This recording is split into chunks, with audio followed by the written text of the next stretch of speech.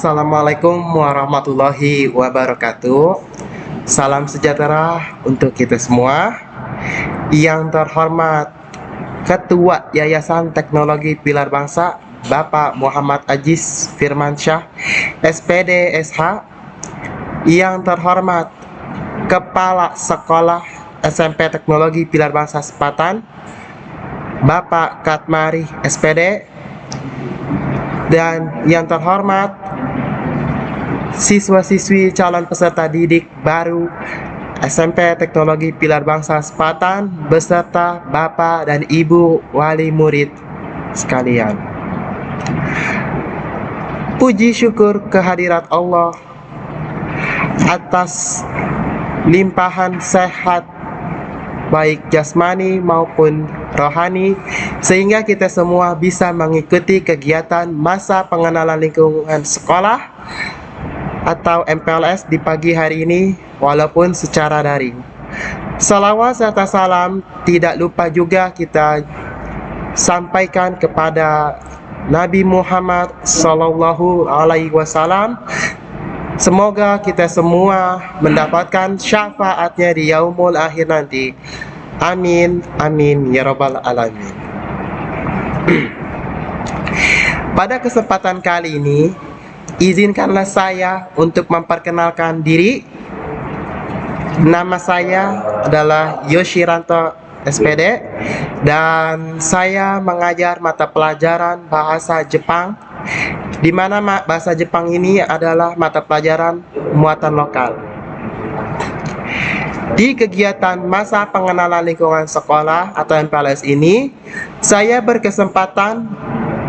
diberikan kesempatan untuk menyampaikan materi tentang pendidikan karakter dan kesadaran berbangsa dan bernegara. Anak-anakku sekalian, sebelum saya menyampaikan materi, saya mohon kepada kalian agar menyimak dengan baik apa yang saya sampaikan kepada kalian, sehingga nanti apa yang saya sampaikan kepada kalian bisa bermanfaat di kemudian hari. Ya. Baik, langsung saja. Materi yang akan saya sampaikan pertama kali adalah tentang pendidikan karakter.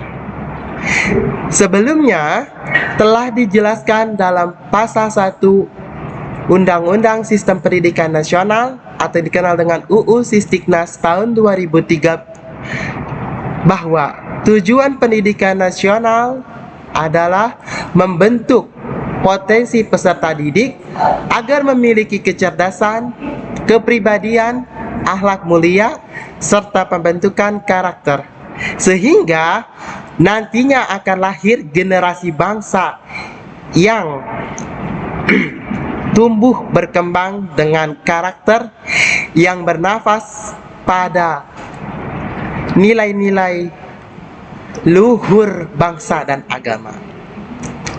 Anak-anakku sekalian, jauh sebelum saya membahas tentang pendidikan karakter, saya akan mengenalkan apa sih karakter itu sendiri.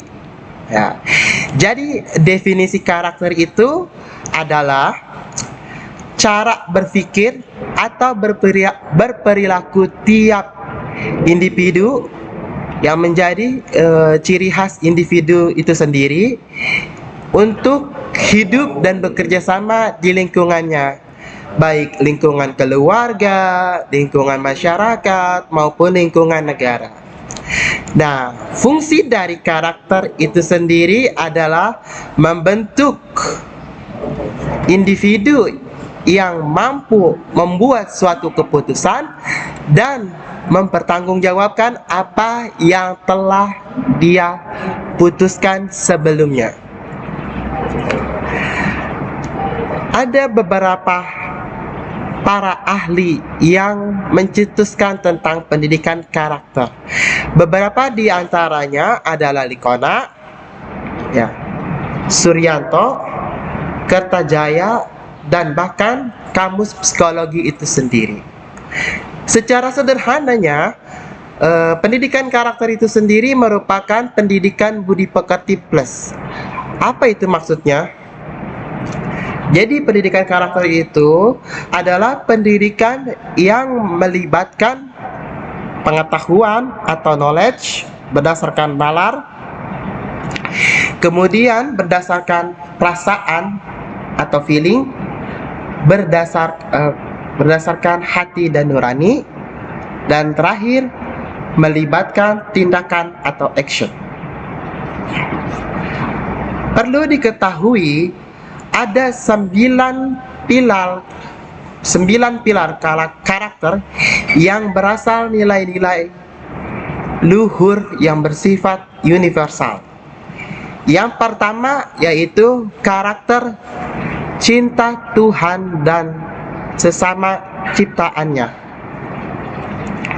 Disinilah sebagai individu yang berkarakter, dia belajar bagaimana cara dirinya mengenal Tuhannya dan bagaimana cara dia mencintai Tuhannya beserta segenap sesama ciptaan Tuhan yang Maha Esa. Yang kedua, mandiri dan bertanggung jawab. Kita tahu bahwa manusia itu merupakan makhluk sosial, yang artinya kita memerlukan bantuan dari orang lain. Nah, dalam hal ini kita dituntut untuk tidak selalu untuk mengharapkan bantuan dari orang lain. Maka dari itu disinilah sikap mandiri dibutuhkan, dan kita juga dituntut untuk bertanggung jawab atas apa yang telah kita perbuat atau yang telah kita lakukan. Yang ketiga yaitu jujur atau amanah. Ya. Sebagai individu yang berkarakter, kita dituntut untuk bersikap jujur dan amanah. Jika kita iya, maka kita bilang iya. Jika kita tidak, maka katakan tidak. Itu adalah salah satu contoh untuk sikap jujur. Dan amanah artinya dapat dipercaya. Bagaimana kita bisa membuat orang lain percaya kepada kita kalau kita itu adalah orang yang amanah, orang yang bisa dipercaya. Ya. Berikutnya yang keempat adalah hormat dan santun. Ya, sebagai individu yang berkarakter, kita harus memiliki rasa hormat dan santun kepada orang yang lebih tua, orang yang seusia, atau bahkan orang yang lebih muda dari kita sekalipun. Karena kita tahu bahwa kita sebagai warga negara Indonesia, dan Indonesia itu dikenal sebagai negara yang penduduknya yang ramah. Ya.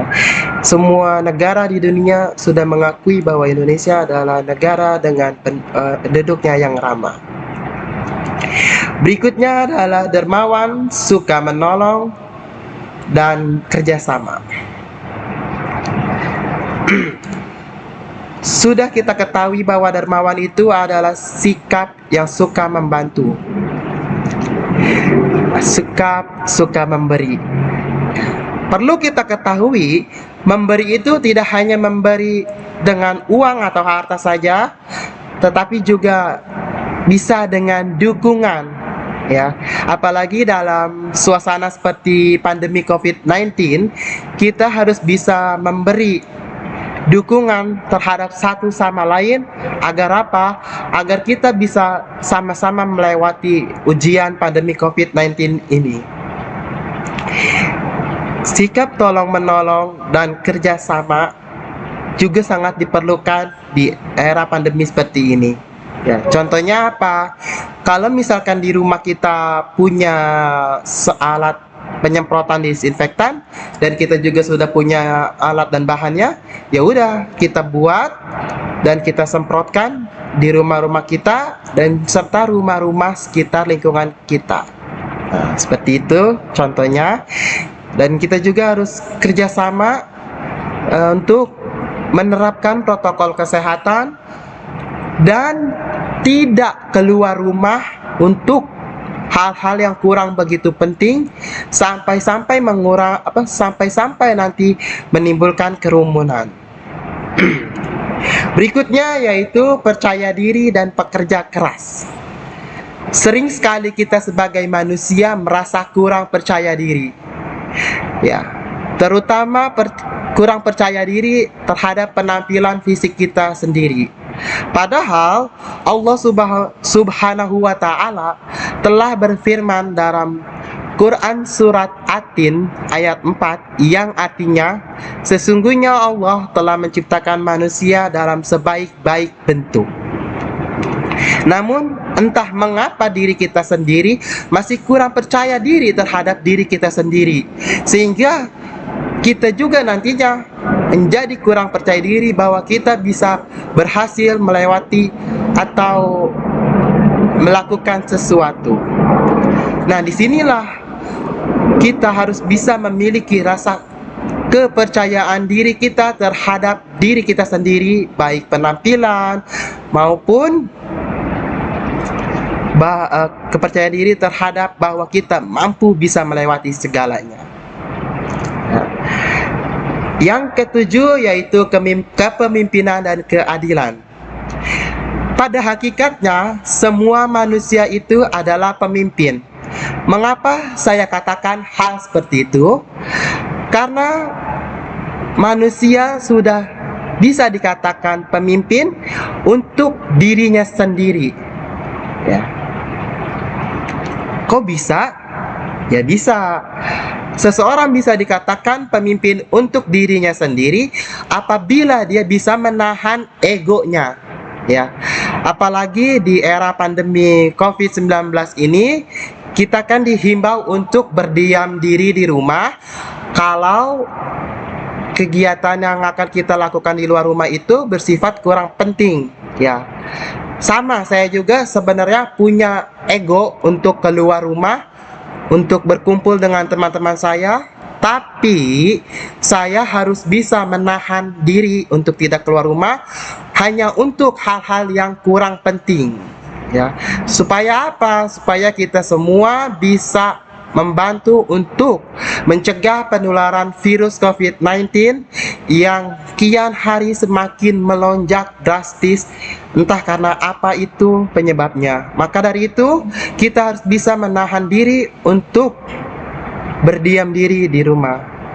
Untuk siapa? Ya, untuk diri kita sendiri, untuk keluarga tercinta, dan tentunya untuk negara tercinta Indonesia. Yang kedelapan yaitu baik hati dan rendah hati. Sebagai individu yang berkarakter, kita harus bersikap baik dan rendah hati. Kita tidak boleh sombong, tidak boleh tinggi hati, tidak boleh angkuh terhadap apa yang kita miliki. Ingat, roda kehidupan itu terus berputar. Kadang kita di atas, ada kalanya juga kita di bawah.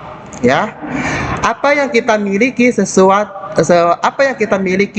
suatu saat nanti akan hilang. Ya, innalillahi wa inna ilaihi rajiun. Ya, segala sesuatunya nanti akan kembali kepada Allah Subhanahu wa taala. Dan yang kesembilan yaitu karakter toleransi, kedamaian dan kesatuan. Ya. Toleransi itu merupakan sikap saling menghargai perbedaan yang dimiliki satu sama lain, sehingga nanti timbullah sikap perdamaian dan rasa satu kesatuan sebagai warga negara Indonesia yang baik. Ada pula dampak dari pendidikan karakter itu sendiri. Ya. Beberapa negara yang telah menerapkan pendidikan karakter, diantaranya adalah Jepang, Amerika Serikat, Cina, dan juga Korea. Ya. Sudah dipastikan bahwa di negara-negara tersebut, berdasarkan penelitian, bahwa implementasi pendidikan karakter yang sudah diterapkan di negara-negara tersebut secara sistematis berdampak positif pada pencapaian akademis.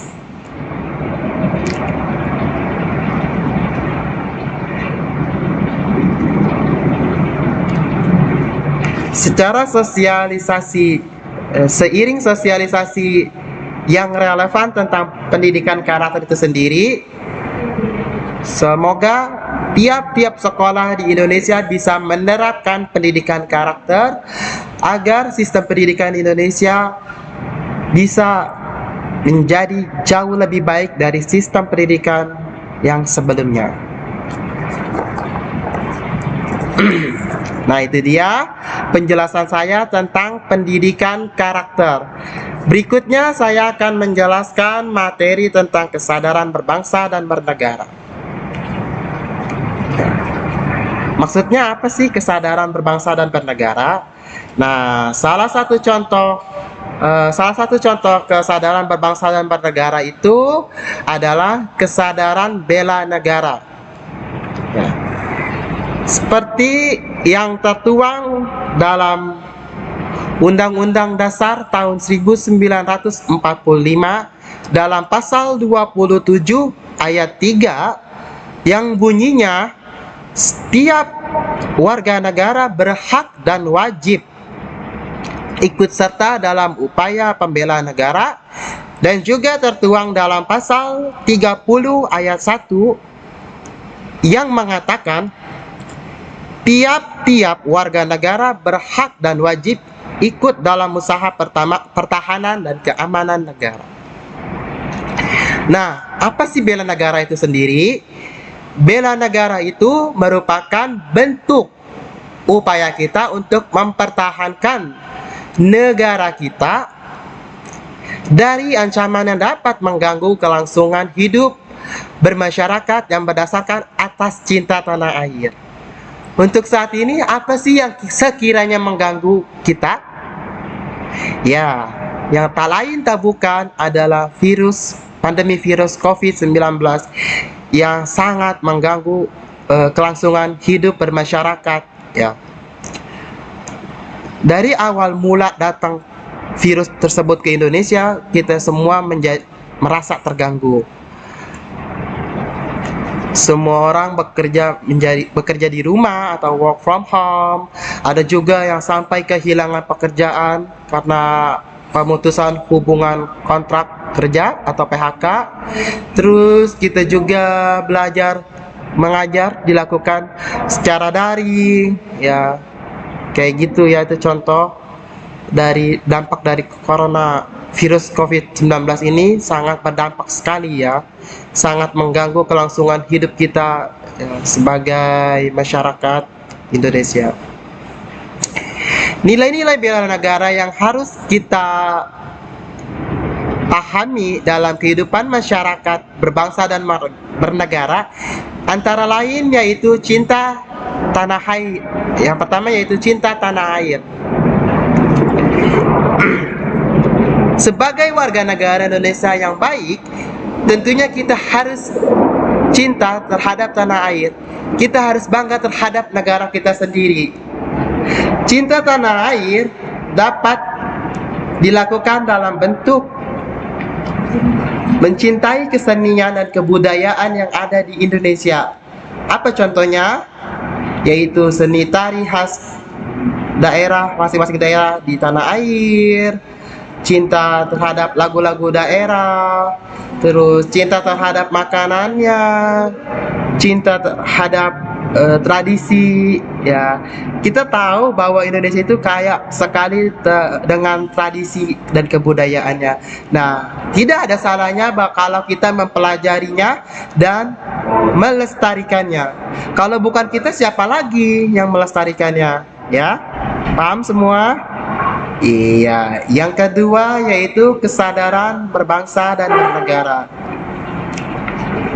Sebagai warga negara yang baik, tentu kita semua memiliki rasa bahwa kita di Indonesia ini kita tidak tinggal sendirian, tetapi kita tinggal di suatu negara dengan orang yang begitu banyak, tentunya juga yang memiliki latar belakang perbedaan, baik perbedaan suku, agama, ras, dan antar golongan. Yang ketiga yaitu nilai-nilai Pancasila. Kita tahu kan, sila-sila yang terdapat di Pancasila itu ada 5. Yang pertama, 1. Ketuhanan yang Maha Esa. 2. Kemanusiaan yang adil dan beradab. 3. Persatuan Indonesia.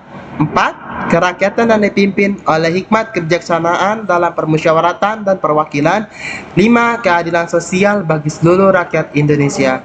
Nilai-nilai yang terkandung dalam Pancasila tersebut juga terkandung dalam nilai-nilai bela negara yang harus kita pahami. Ya. Yang keempat, yaitu rela berkorban untuk bangsa dan negara.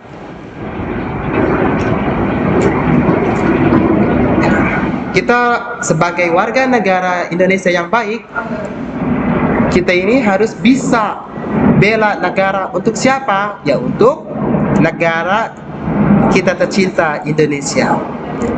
Bela negara itu dalam artian mengharumkan nama baik bangsa di kancah internasional, ya. Menjaga nama baik Indonesia di hadapan negara-negara lain. Karena pada hakikatnya negara kita memiliki martabat, ya, memiliki kewibawaan dan juga kedudukan yang sama dengan negara-negara lain. Sebagai warga negara Indonesia yang baik, kita jangan sampai kita membuat nama negara kita jadi jelek karena tingkah laku kita sendiri, ya. Jangan sampai hanya karena satu orang, satu negara malah jadi jelek, ya. Paham semuanya? Baik. Dan yang nilai yang terakhir yaitu memiliki kemampuan bela negara. Untuk membela negara, kita tidak diharuskan untuk menjadi seorang TNI. Banyak sekali cara-cara lain untuk membela negara. Misalkan menjadi seorang atlet.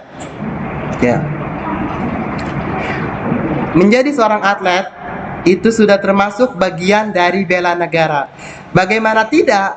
Kamu bertanding secara sportif aja kamu sudah mengharumkan nama bangsa. Apalagi kalau kalian sudah menjadi seorang juara, ya. Ya.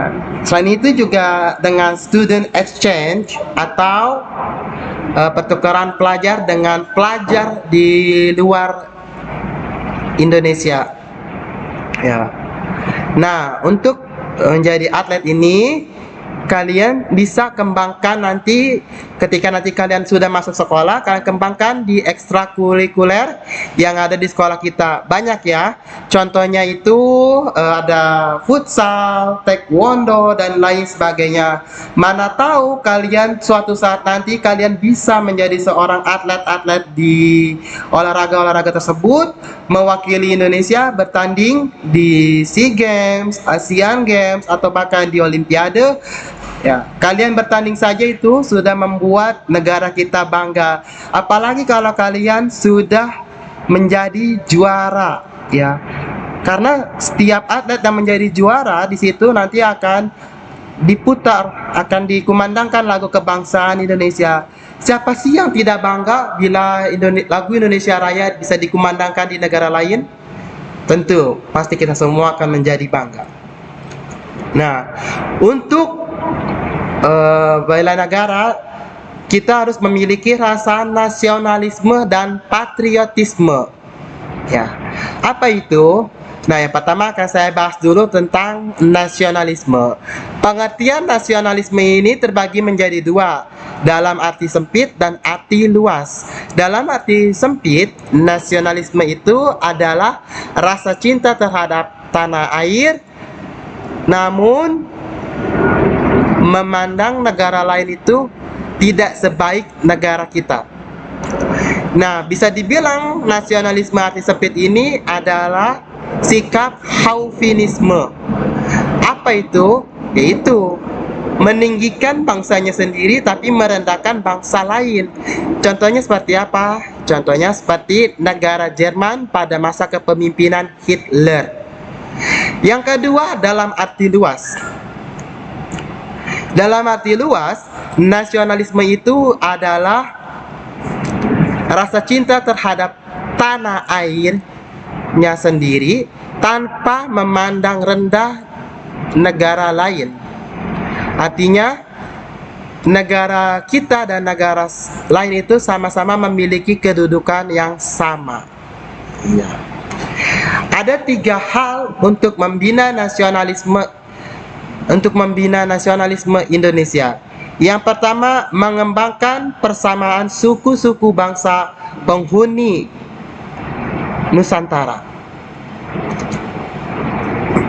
Kita tahu bahwa Indonesia itu memiliki perbedaan suku. Ya. Ada suku Jawa, Betawi, Sunda, Batak, Nias, dan lain sebagainya. Yang mana walaupun berbeda, tapi kita memiliki banyak sekali kesamaannya. Seperti yang tertuang dalam Kitab Sutasoma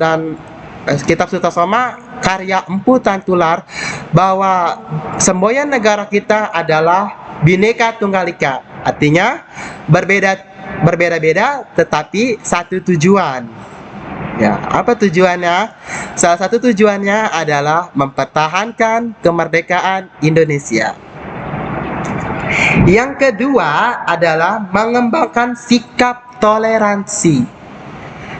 Selain memiliki perbedaan suku, Indonesia juga memiliki perbedaan agama. Telah kita ketahui ada 6 agama besar yang telah diakui pemerintah Indonesia. 6 agama tersebut antara lain Islam, Kristen, Katolik, Hindu, Buddha, dan Konghucu.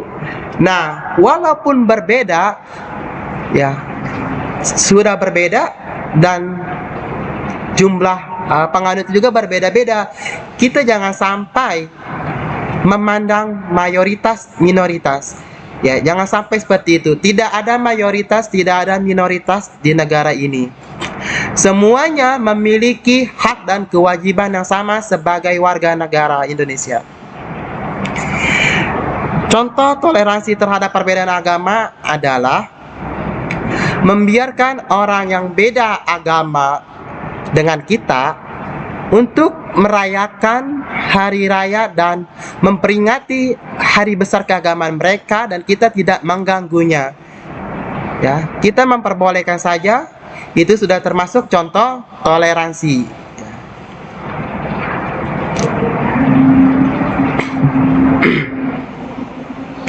Berikutnya adalah memiliki rasa senasib dan sepenanggungan di antara sesama bangsa Indonesia.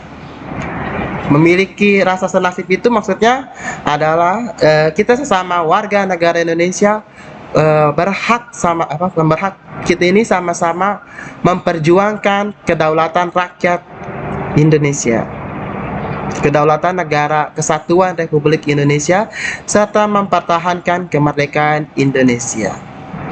Dan selain 3 hal untuk membina nasionalisme Indonesia, ada juga 4 hal yang harus dihindari dalam memupuk rasa nasionalisme. Yang pertama yaitu sukuisme.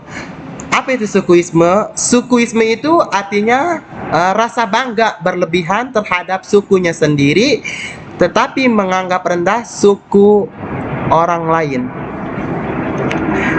Di Indonesia sendiri itu kan banyak sekali suku-sukunya, ya.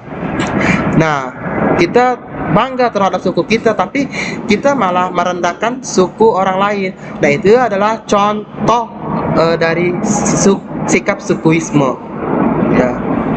Misalkan gini, orang suku ini mah suka, kalau ngomong suka nyeletuk, orang suku ini mah suka gimana gitu. Nah, itu jangan sampai kita bersikap seperti itu, ya.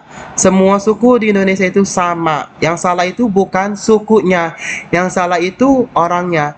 Jangan hanya karena satu orang yang salah kita mencap suku itu jelek, ya. Jangan. Kalau kalian sudah bersikap seperti itu, berarti kalian sudah bersikap sukuisme. Maka kalian tidak bisa dibilang memiliki rasa nasionalisme. Ya, yang kedua adalah sikap chauvinisme.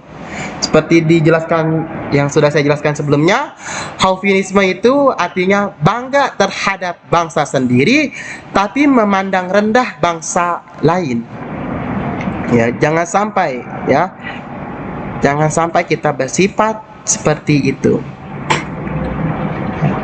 Indonesia dan negara lain sama-sama memiliki kesamaan derajat. Ya, jangan sampai kita menganggap rendah terhadap negara lain. Karena apa? Pada hakikatnya Indonesia juga memerlukan bantuan dan kerjasama dengan negara lain. Tanpa negara lain juga negara kita tidak bisa semaju seperti saat ini. Itu tanpa bantuan adanya negara lain. Berikutnya adalah ekstremisme. Apa itu? Yaitu sikap melindungi diri sendiri dengan senjata, baik senjata api maupun senjata tajam. Lah, bukankah kita berhak melindungi diri kita sendiri? Ya, memang berhak, tapi kita tidak boleh sampai melakukan kekerasan dengan senjata tersebut, apalagi sampai menghilangkan nyawa pelakunya. Ingat, negara kita adalah negara hukum, ya. Biarkanlah hukum yang berkata, biarlah hukum yang memprosesnya, ya. Serahkan pada pihak yang berwajib, jangan sampai kita yang salah bertindak sampai menggunakan kekerasan. Karena walaupun kita benar, ya, kalau kita bertindak seperti itu, nanti yang ada malah kita yang berbalik menjadi salah. Padahal tujuan kita sebenarnya benar untuk melindungi diri sendiri, tapi kalau kita melakukan tindakan kekerasan, apalagi sampai menghilangkan nyawa si pelakunya, maka malah kita yang salah, menjadi salah. Berikutnya adalah provinsialisme. Di Indonesia sendiri sudah ada 34 provinsi. Dari sebelumnya pada awal kemerdekaan hanya ada 8 provinsi. Dan sekarang hingga tahun 2021 sejak 25 Oktober 2012 hingga sekarang 2021 Indonesia sudah memiliki 34 provinsi. Di mana provinsi ke-34 itu adalah Provinsi Kalimantan Utara yang merupakan perkembangan atau hasil pemekaran dari Provinsi Kalimantan Timur. Nah, sikap provinsialisme itu artinya adalah sikap membanggakan provinsi diri kita sendiri daripada membanggakan provinsi orang lain. Nah, seperti itu. Jangan sampai ya kita memiliki keempat sikap-sikap tersebut, ya. Kalau kita memiliki satu sikap tersebut, satu saja sikap tersebut dari keempat sikap tersebut, maka kita tidak bisa dikatakan warga negara Indonesia yang memiliki rasa nasionalisme, ya. Berikutnya adalah patriotisme. Apa itu patriotisme?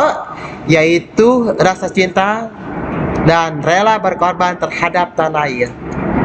Sikap patriotisme ini sudah dimulai sejak zaman penjajah.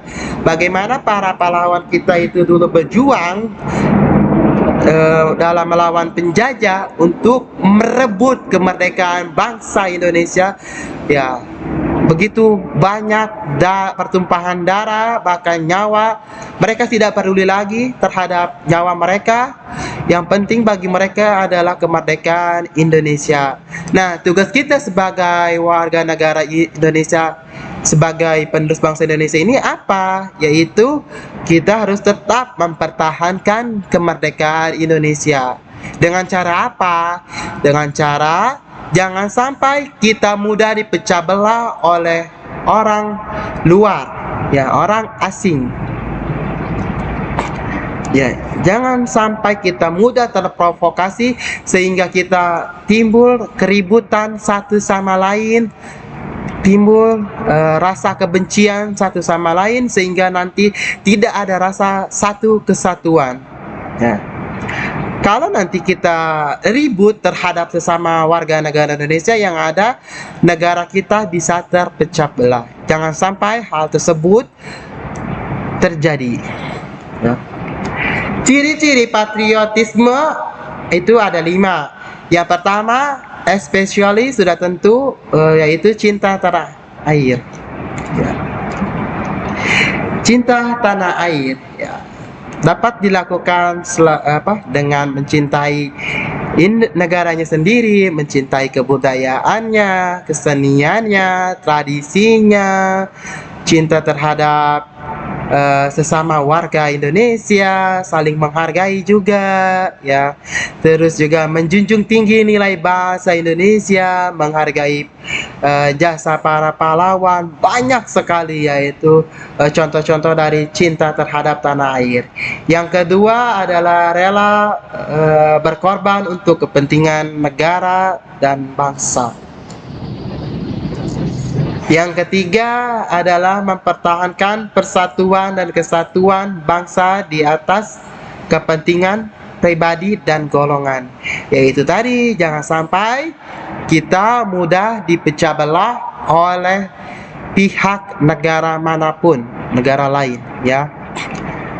Karena ya awalnya kan itu penjajahan itu kan awalnya itu adanya bangsa Belanda yang datang ke Indonesia, ya tujuan awal itu untuk mencari rempah-rempah, namun akhirnya malah memecah belah kesatuan Indonesia dengan cara mengadu domba, ya, atau dikenal dengan divide et impera, yaitu politik adu domba. Jangan sampai hal itu terjadi kembali, ya.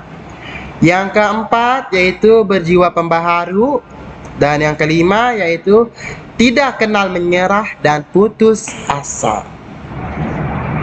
Nah, contohnya apa? Kita kan dalam masa pandemi kayak gini, pasti kita kayak merasa nyerah dan putus asa.